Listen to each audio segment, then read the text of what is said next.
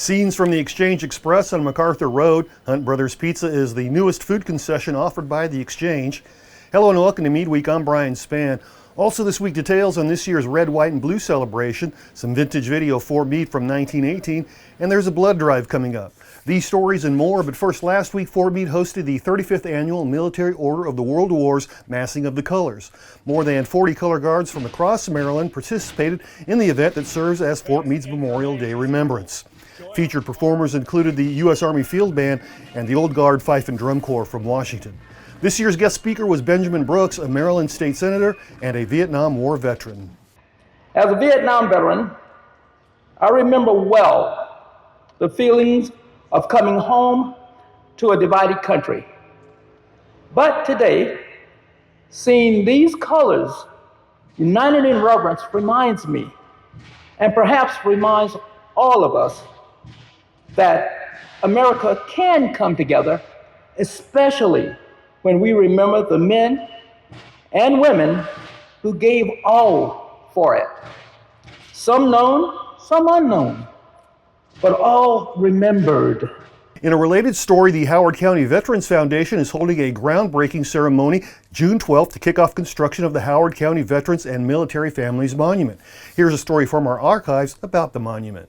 Howard County is home to more than 20,000 veterans, and more than 14,000 of those commute to jobs at Fort Meade every day.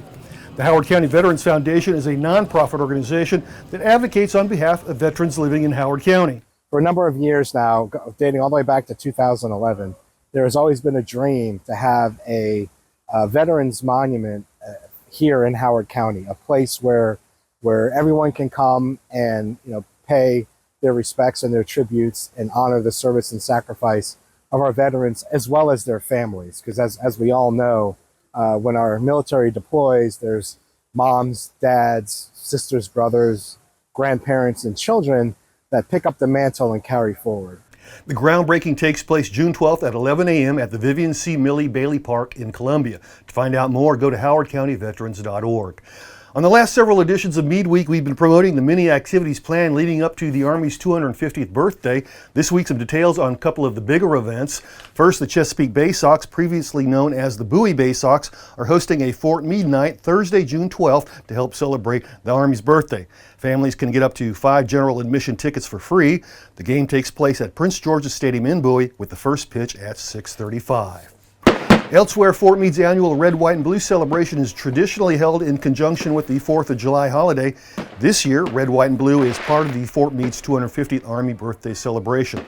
As always, it's free and open to the public. There will be a DJ, a variety of food and beverage options, novelty vendors, and of course, fireworks. The fireworks are expected to start around 9:30 p.m.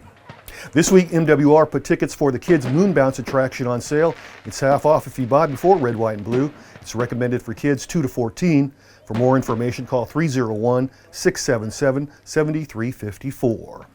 As we've been counting down to the Army's 250th birthday, we've been featuring some vintage video of Fort Meade from the National Archives. This week's video was shot in either 1918 or 1919. This is soon after Fort Meade, then Camp Meade, became an active Army installation in 1917. During World War I, more than 400,000 soldiers passed through Fort Meade, most of them heading to Europe to fight. This video is probably the best we found that gives us a good look at the geography of Camp Meade at the time. Stay tuned, we'll have more on the next Meade Week. And finally this week, a reminder from the Armed Services Blood Program. The next Fort Meade Blood Drive is coming up Monday, June 9th from 9 to 1 at the McGill Training Center. According to program officials, blood supplies across the nation are critically low.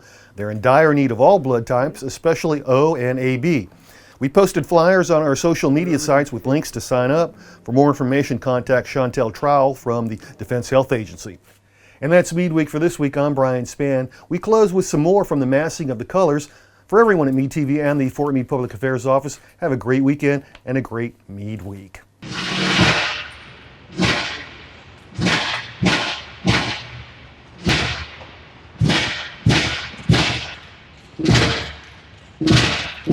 American Legion, Laurel Post 60.